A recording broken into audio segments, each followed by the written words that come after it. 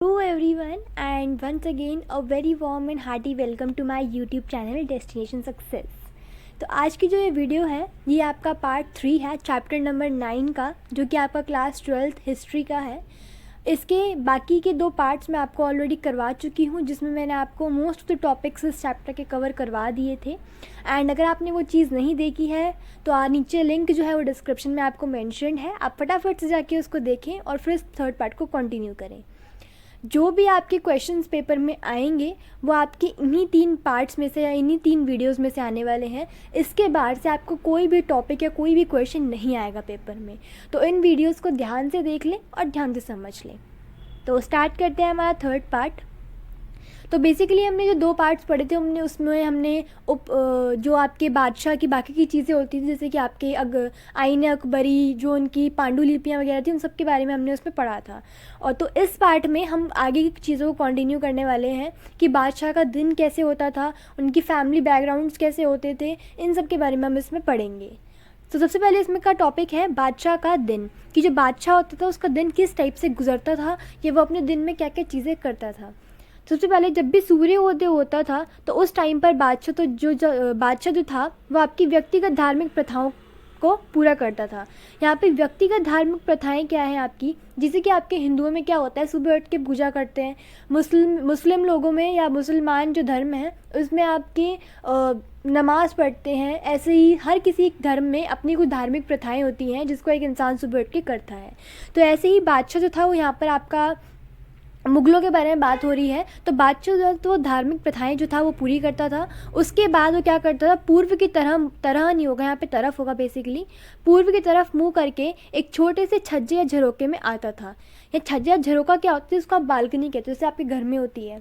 इसका मैं आपको एग्जाम्पल देती हूँ। जैसे कि आपके जो सुपरस्टार्स होते हैं, आपने देखा होगा वो अपने घर की बालकनी में आके या फिर अपनी छतों पर आकर अपने फैंस से मिलते हैं कुछ स्पेशल डेज पे। वो क्यों मिलते हैं, ताकि उनके अपने फैंस के साथ एक फेस टू फेस कनेक्शन हो पाए। सेम चीज़ यहाँ पर बादशाह करता था कि जो भी उसके महल में छज्जा झरोका होता है, बालकनी जो होती थी, वहाँ पर वो आता था और उसके नीचे जो लोग खड़े होते थे उनसे वो बातचीत करता था और अपना एक अच्छा वर्चस्व स्थापित करता था लोगों के सामने।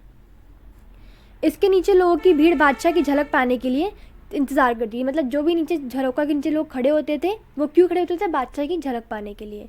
इसमें लोग कौन कौन से शामिल थे, आपके सैनिक, शिल्पकार, किसान, बच्चे आदि। मतलब काफ़ी हद तक गांव के या फिर जो भी आपके राज्य था उसके सारे के सारे लोग वहाँ बादशाह की झलक पाने के लिए आते थे। बादशाह एक टाइप का आपका सुपरस्टार ही होता था उस टाइम पर, जिसके लिए लोग वहाँ पर आते थे। अकबर द्वारा शुरू की गई झरोका दर्शन की प्रथा का उद्देश्य जनता के मन में विश्वास के रूप में शाही सत्ता की स्वीकृति और विस्तार देना था। मतलब ये जो आपकी झरोका में देखने की जो प्रथा थी वो अकबर ने शुरू करी थी। अकबर का शुरू करने का उद्देश्य, जैसे मैंने आपको ऊपर बताया, कि लोगों के साथ एक फ़ेस टू फेस कनेक्शन हो जाए आपका, और साथ ही साथ आपकी सत्ता की स्वीकृति हो जाए और आप उसको विस्तार दे पाओ, आप अपने शासन को और बढ़ा पाओ, लोगों के मन जीत पाओ। इसीलिए वो ये काम करता था। उसके बाद बादशाह अपनी सरकार के प्राथमिक कार्य के लिए सार्वजनिक सभा भवन में जाता था। सार्वजनिक सभा भवन जो होते थे ना, आपके 2 प्रकार के होते थे। एक था आपका दीवाने आम और एक था आपका दीवाने खास। दोनों में कभी कभी आपसे डिफरेंस भी पूछते हैं कि दीवाने आम और दीवाने खास में क्या डिफरेंस होता है।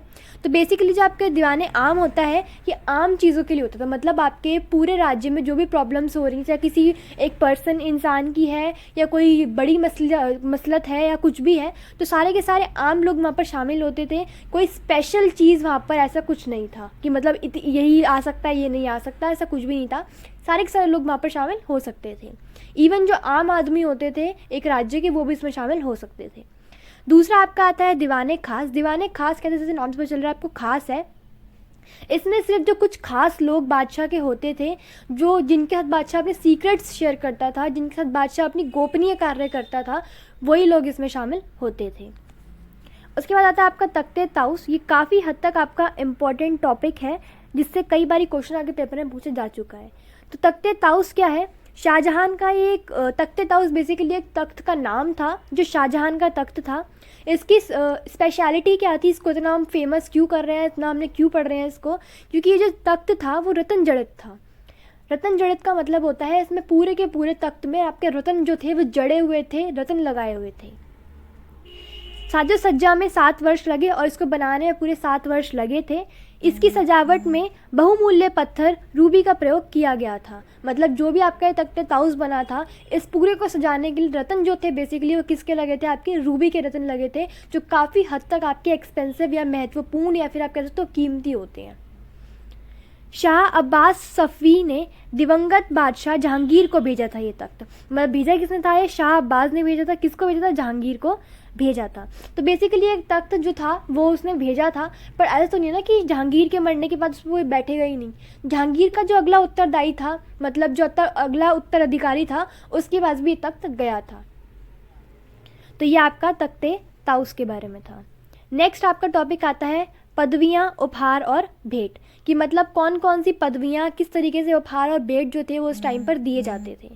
सबसे पहले हम देखते हैं कि पदवियाँ क्या होती हैं। पदवियाँ का मतलब होता है सम्मान, या किसी भी पद को आपको किसी नियुक्त करना, या किसी इंसान को किसी पद पर बिठाना, तो वो आपका पदवियाँ कहलाता है। जैसे कि आपका सेना में होता है जनरल। सेना में जनरल का मतलब क्या होता है, जैसे सेना का जनरल होता है, एक हेड होता है, तो क्या है वो, उसका एक पद है, तो उस पद को हम क्या कहते हैं, हम पदवियाँ कहते हैं। राज्याभिषेक के समय या किसी शत्रु के विजय के बाद मुगल बादशाह विशाल पदवी ग्रहण करते थे। मतलब जब भी आपका कोई युद्ध होता था, उसमें कोई बादशाह जीत जाता था, या फिर जो राज्याभिषेक होता था, उस टाइम पर किसी भी राजा को या किसी भी एक इंसान को एक पद दिया जाता था, जिसको हम कहते थे पदवियाँ। मुगल सिक्कों पर बादशाह की पूरी पदवी होती थी, सम्मान होता था उसका। आपने देखा भी होगा काफ़ी हद तक कि जो इतिहास के सिक्के अगर आप देखोगे तो उन पर बादशाहों की फ़ोटो लगी होती थी, पूरा का पूरा सम्मान उसको दिया जाता था उस पर। योग्य व्यक्तियों को पदवियां देना मुगल राजतंत्र का एक महत्वपूर्ण अंग था। मतलब कोई भी एक ऐसा इंसान जो किसी पद को पाने के योग्य है या किसी सम्मान को पाने के योग्य है, उसको पूरा सम्मान दिया जाता था। ये जो मुगल राजतंत्र था उसका एक इम्पॉर्टेंट हिस्सा था, और वो ये काम करते थे हर साल, या फिर आप कह सकते हो कुछ कुछ टाइम बाद। कुछ प्रमुख पदवियाँ थी, आसफ खां, असफा खां, मिर्ज़ा राजा आदि। मतलब ये कुछ पदवियों के नाम आपको एग्जाम्पल के तौर पे दिए गए हैं जो उस टाइम पर लोगों को दी जाती थी। पदवी या तो अर्जित की जा सकती थी या उन्हें पाने के लिए पैसे दिए जा सकते थे। मतलब कोई भी पदवी, कोई भी सम्मान या कोई भी एक पोस्ट अगर आपको चाहिए तो आप उसको अर्जित कर सकते हो। अर्जित करना होता है कि जैसे आपके पापा की थी, अब वो आपकी हो गई, आपके आने के बाद वो आपके बच्चों की हो जाएगी। तो मतलब पीढ़ी दर पीढ़ी वो चीज़ आपको मिलती जा रही है, तो वो होता है अर्जन करना। तो एक पद तो ऐसे होता था कि राजा के बेटा राजा बनता था, तो वो क्या था, अर्जित पद था। दूसरा होता है कि आप उस पद को पाने के लिए पैसे दे सकते हो, मतलब रिश्वत दे सकते हो। जो आपकी करप्शन या रिश्वत है ना, वो अभी से नहीं चलती हुई आ रही है, वो आपकी पुराने ज़माने से चलती हुई आ रही है। जैसे कि आपने यहाँ भी देख रहे हो कि कोई भी इंसान को अगर कोई पद चाहिए तो राजा को कुछ पैसे देकर, कुछ पैसों का लालच देकर उस पद को पा सकता था। मीर खान ने अपने नाम के आगे अ अक्षर लगाने और उसे अमीर खान करने के लिए औरंगज़ेब को 1 लाख रुपए का प्रस्ताव दिया था। ये आपका मीर खान नाम का एक इंसान था जिसने औरंगज़ेब को 1 लाख रुपए को ऑफ़र दिया था। क्यों दिया था? इसने सिर्फ अपने नाम के आगे अ अक्षर लगाने और उसको मीर खान से अमीर खान करने के लिए उसने पैसे दिए थे औरंगज़ेब को। एक तरीके का सम्मान था उसके लिए जो वो पाना चाहता था, जिसके लिए उसने पैसे दिए थे।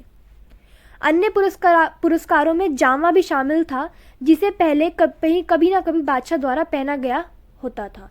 बेसिकली जामा एक तरीके का गिफ्ट था, एक तरीके का उपहार या भेंट कह सकते हो आप, जो लोगों को दिया जाता था। ये क्यों देते थे? जामा जो था एक तरीके से राजा के कपड़े होते थे जो कभी ना कभी राजा ने अपने जीवन में पहने हुए होते थे। तो राजा क्या करता था, अपने पहने हुए कपड़े किसी को गिफ्ट में देता था। ये गिफ्ट में देने का मतलब यहाँ पर भीख देना या फिर दान में देना नहीं है, वो एक तरीके का सम्मान होता था या फिर राजा का आशीर्वाद कह सकते हो आप, जिसके तौर पर राजा जो था वो अपने कपड़े किसी और को देता था। यह राजा के आशीर्वाद का प्रतीक था। मतलब राजा एक आशीर्वाद के तौर पर, एक सम्मान के तौर पर अपनी गिफ्ट को या अपने पहने हुए कपड़े को किसी और इंसान को देता था। उसके बाद आता है आपका सरप्पा। सरप्पा भी एक तरीके का गिफ्ट था जो राजा देता था अपने किसी भी एक महत्वपूर्ण इंसान को। सरप्पा का मतलब क्या होता है आपका, सर से पांव तक। जामा, पगड़ी और पटका, ये 3 क्या थे, सरप्पा के हिस्से थे। मतलब जैसे कि नाम से पता चले, सर से पांव तक के जितने भी कपड़े होते हैं, जितनी भी चीज़ें आपकी होती हैं, राजा उनको गिफ्ट कर देता था दूसरे लोगों को। तो इस सरप्पा में इंक्लूड क्या क्या होता था, आपका जामा जिसको आप पजामा कहते हो, आपकी पगड़ी जो आप सिर पे पहनते हो, और पटका जो आपका पटका होता है जो आप पहनते हो। कई बार बादशाह द्वारा रत्न जड़ित आभूषण भी उपहार में दे दिया जाता था। मतलब ऑफकोर्स ही बात है, जैसे कि आपने ना फिल्म में भी देखा होगा, सीरियल्स में भी देखा होगा, अगर कोई भी किसी राजा को कोई अच्छी खबर सुनाता था या फिर कुछ अच्छा काम करता था तो राजा क्या करता था, अपने गले से कुछ अपना ही हार उतार कर उस बंदे को गिफ्ट में दे देता था। तो क्या था, एक तरीके का आभूषण था जो राजा गिफ्ट में दूसरों को दे देता था। तो मतलब राजा कभी भी ये चीज़ नहीं देखता था कि मतलब क्या देना है क्या नहीं देना है, जो उसके हाथ में आया वो दे दो। काफ़ी दानवीर किस्म के होते थे वो। एक दरबारी बादशाह के पास कभी खाली हाथ नहीं जाता था। जैसे आपको ही पता है कि आप भी कभी किसी अगर खाली हाथ नहीं जाते हो, सेम चीज़ यहाँ पर थी कि कोई भी दरबारी अगर आता था तो बादशाह के पास कभी भी खाली हाथ नहीं आता था, वो कुछ ना कुछ उसके लिए लेकर आता था। या तो कुछ नज़र मतलब होता है नजराना, जिसको आप एक तरीके से गिफ्ट कह सकते हो, छोटा मोटा, या फिर धन या एक मोटी रकम बादशाह के लिए वो लेकर आता था। या तो आप कुछ गिफ्ट ले जाओ या फिर आप पैसे ले जाओ। तो ये कुछ चीज़ें होती थी जो लोग जो थे वो दरबार में जाने से पहले राजा के लिए लेकर जाते थे, एक सम्मान के तौर पर या फिर एक गिफ्ट के तौर पर आप कह सकते हो उस चीज़ को। आता है आपका शाही परिवार। शाही परिवार क्या था, जो भी बादशाह का परिवार था उसको हम शाही परिवार कहते थे। हरम शब्द जो था उसका यूज़ होता था शाही परिवार को इंडिकेट करने के लिए, शाही परिवार को दर्शाने के लिए। हरम शब्द क्या होता है, एक घरेलू दुनिया, जो बादशाह के घर की दुनिया थी उसको दर्शाने के लिए हम हरम शब्द का प्रयोग करते थे।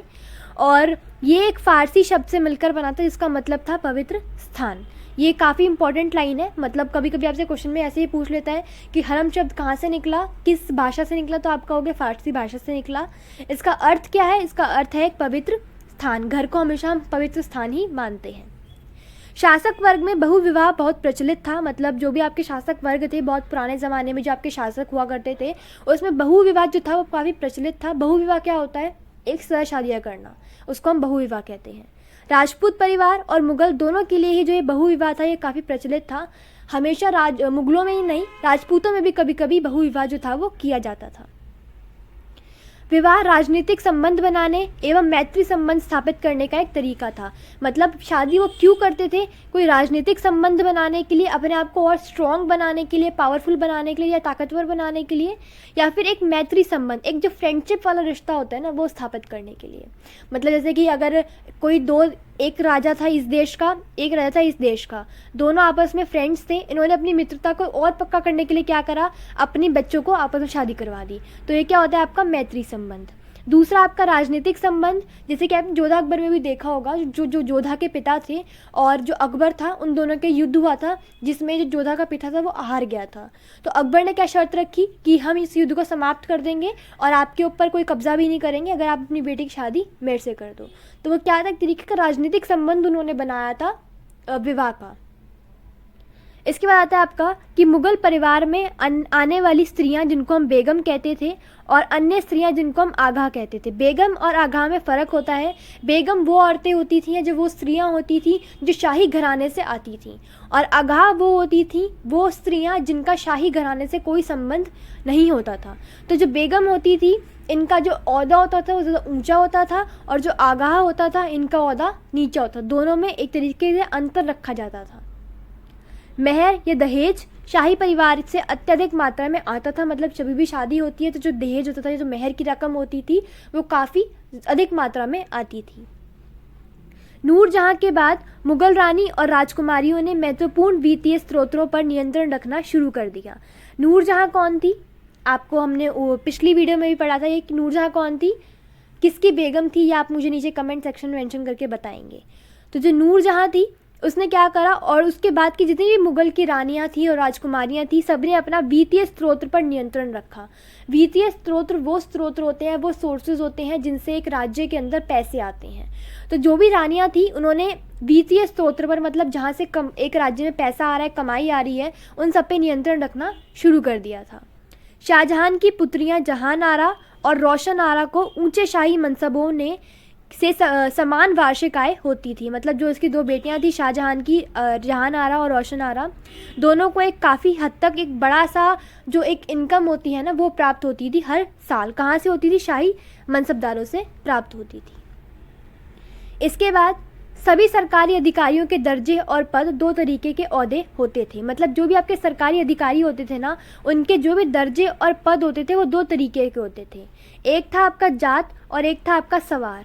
डिफरेंस दोनों में क्या होता है, जात क्या है शाही पदानुक्रम में अधिकारी के पद और वेतन का सूचक है। मतलब जात को देखकर हमें ये पता चलता था कि कोई भी अधिकारी का क्या पद है और उसका क्या वेतन आता होगा उसके पद के हिसाब से।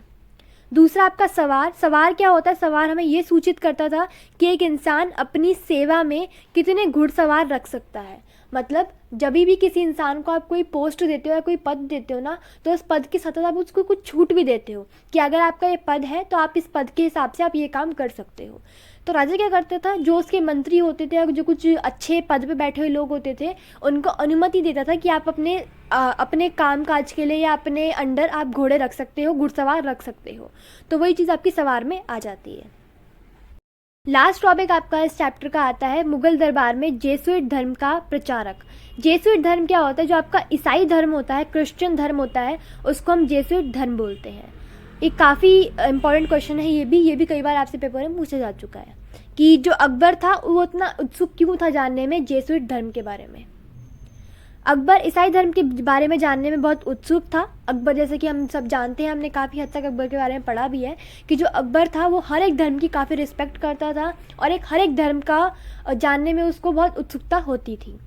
उसने जेसुइट पादरियों को आमंत्रित करने के लिए एक दूत मंडल गोवा भेजा। मतलब जो भी पादरी वर्ग के लोग थे जेसुइट के, उसने क्या करा, आमंत्रित करा कि आप हमारे राज्य में आओ और यहाँ पर आके रहने लग जाओ। और उनको आमंत्रित करने के लिए उसने क्या करा, एक दूत मंडल भेजा, ग्रुप ऑफ लोग भेजा। कहाँ पर? गोवा में, क्योंकि ये जो पादरी लोग होते थे ना, ये गोवा में रहते थे। पहला जेसुइट शिष्टमंडल फतेहपुर सिकरी के मुगल दरबार में 1580 में पहुंचा और वहां 2 साल रहा। जब अकबर ने आमंत्रित इनको करा तो जो पहला जेसुइट शिष्टमंडल था, मतलब जेसुइट लोगों का जो पूरा का पूरा ग्रुप था, वो पहली बार कहाँ पर आया था? फतेहपुर सिकरी में आया था। कब आया? 1580 में आया था। और आने के बाद 2 साल तक वहीं पर रहा था। जब ये 2 साल वहाँ पर रहा तो अकबर ने इनके बारे में जाना, इनके धर्म के बारे में जाना। और उसके बाद जब इसने दूसरी बार इनको अपने राज्य में बुलाया तो लाहौर के दरबार में 2 और शिष्टमंडल 1591 में और 1595 में भेजे गए।